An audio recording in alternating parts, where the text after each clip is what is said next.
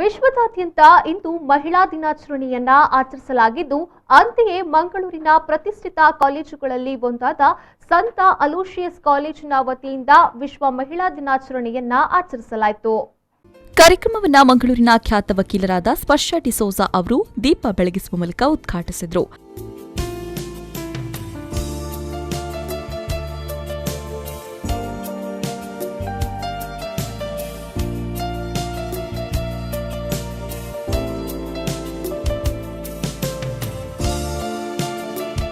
ಬಳಿಕ ಮಾತನಾಡಿ, ನಮ್ಮ ಜೀವನದ ನಿರ್ಮಾತೃಗಳು ನಾವೇ.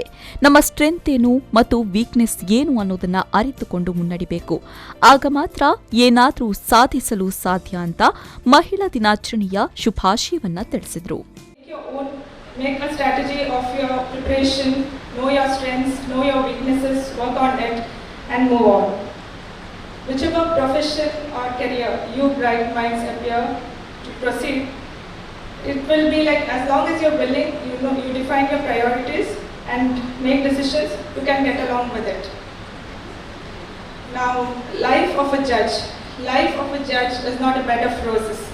This was recently said by our very own Supreme Court Judge N.V. Ramana sir.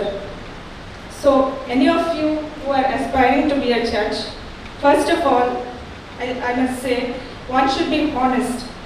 One should be honest about the reason of joining such prestigious positions or such service.